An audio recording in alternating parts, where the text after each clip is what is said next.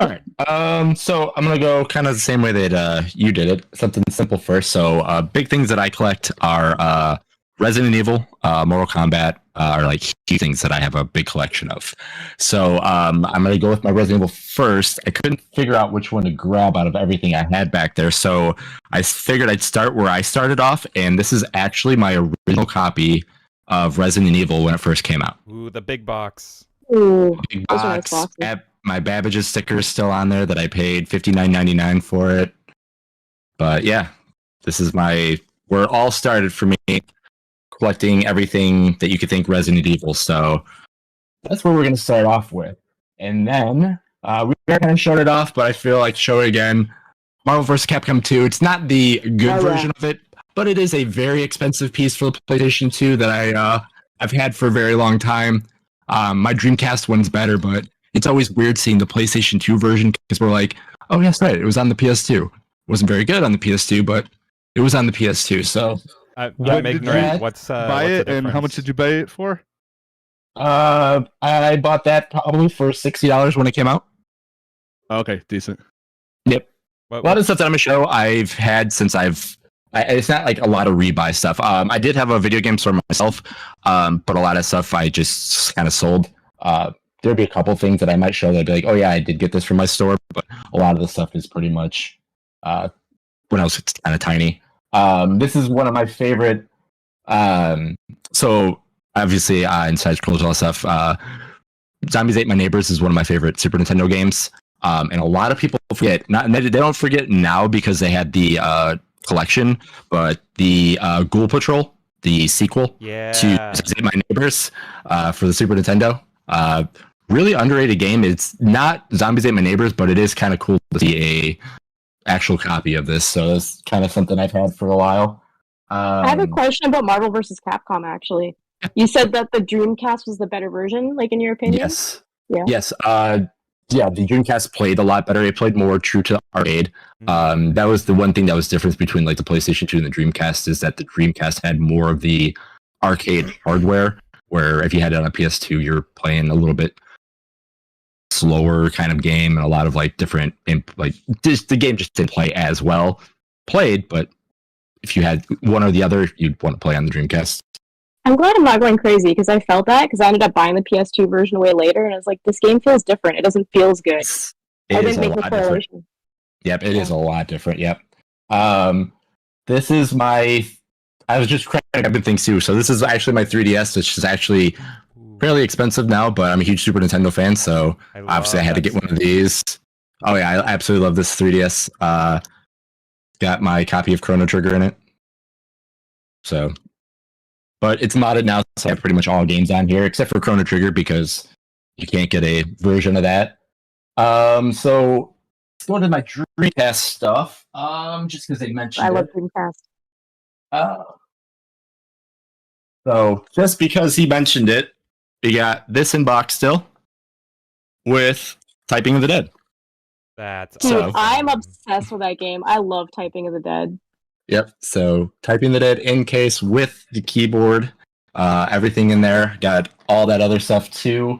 And then also, this is another kind of like, I always forget that I have this, but I think I mentioned before, but it's called Bleemcast. I don't know if everybody has ever heard that, but as you can see, it says Bleemcast.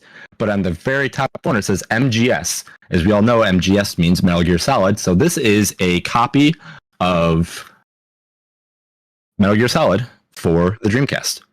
What? That's super cool. Yep. I've never heard of that before. That's crazy. Yep, they made these little discs right here that you would put in, and after that you would put in the copy that you had for your PlayStation, and it would just read the game that it is a PlayStation game on the Dreamcast, and everything would look updated and everything like that. So I remember that.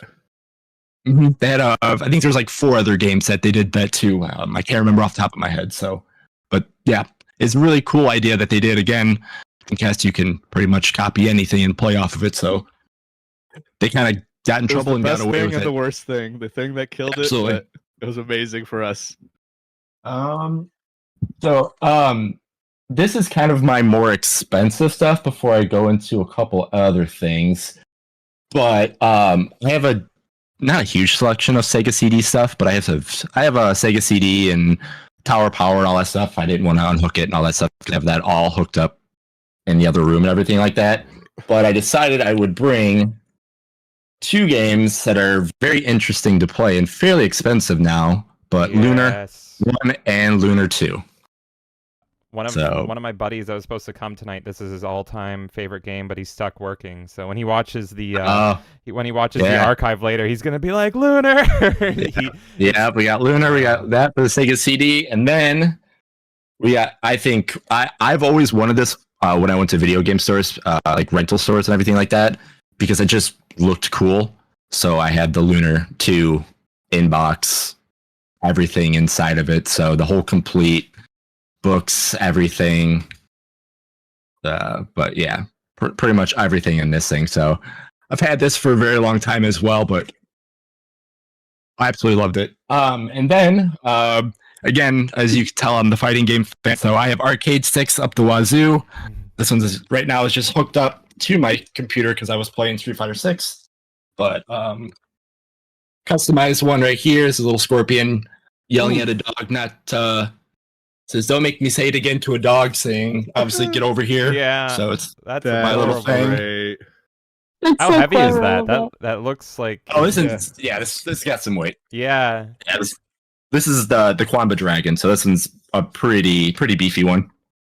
And then I have another one back there, but and then my last thing that I have, again, because I haven't showed anything Mortal Kombat yet, this is actually probably my favorite. If I have to guess, because I keep looking out there because you can kind of see there's more stuff there and more stuff here. I keep looking at your wall, and like squinting. Yeah, like, that looks cool. Yeah. There's a bunch of Mortal Kombat Funko Pops up there.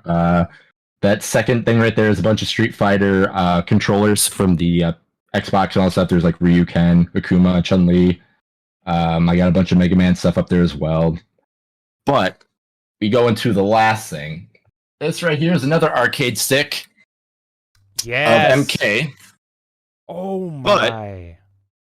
But as you can see, there's some silver writing on this. Yeah, holy shit, dude.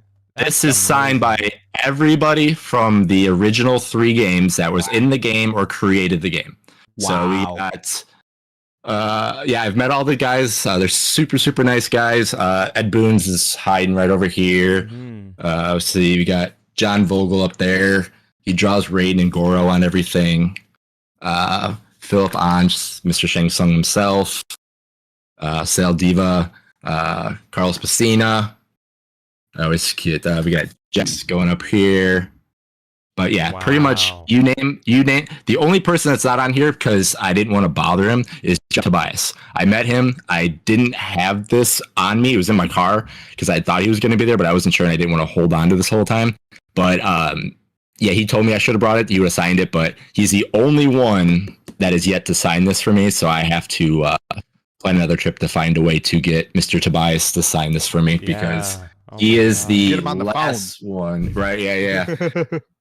Well, the fun thing is, like, it won't be hard. I just have to go to, like I said, we're by the Galloping Ghost Arcade. These guys are frequent there. Nice. So, I mean, if you're there on a Friday or random Friday or Saturday night, you can run into, Carlos Pacina. You can run into Daniel Pacina. I mean, I've met Daniel Pacina. I mean, I don't know how many times so he's the one that's usually there a lot of the time. So it's actually really, really cool. But yeah, this is probably the coolest thing I would say that I have, just because, like I said, all the guys that pretty much shaped my gaming history off of, kind of had a little say in that little arcade stick right there. Yeah, I'm a huge Mortal Kombat fan, so you officially made me jealous tonight for sure. Way to shit all over my arcade stick. Yeah, that is wild, dude. Because that one arcade stick itself is so nice, but then just having all the signatures on that, put that behind glass. Why is that out there? Well, I guess when you get John Tobias's, like, No, this actually goes on my Mortal Kombat arcade 1-up, so it literally just sits up top, kind of like a little placard on top of my MK arcade 1-up that's in the other room as well. So nice. That is awesome, dude. My God. Sorry, I'm just. And then there's like speechless from seeing that. Yeah, that was a speechless moment. I've ever seen. Yeah. But yeah, and like I said, I got other like random little things just around too. But like I said, if I had to choose some of the bigger pricier things, and like I said, and obviously the best one was for last. That is definitely up there. Mm-hmm. That's 2 sticks. Well, I have way too many arcade sticks. 2 sticks as a finisher. Yeah, I want someone to break that arcade stick just so you can say that was a $5,000 arcade stick, asshole. Okay, extra got it. Extra. I mean, I love the Mortal Kombat movie. And I remember like after that scene, I wanted some sunglasses like that, man. Yeah. Gotta get the Ray-Bans, absolutely. Now that's actually one thing I was kind of thinking about after I get everybody signing the top of it. If I ever get a chance, because I know a couple of the people have gone to a movie theater around the mall that is by us, to maybe get the sides by the people that were in the original movies. Mm-hmm. That'd be great. Yeah, like get Robin on there. The games on. Yep, exactly. Yeah, that'd be awesome. Frank Welker was Goro. Got to meet him. Oh yeah, one of the most prolific voice actors in the game. Mm-hmm. Wow, that was super cool. Yeah, I'm just I love what you showed off.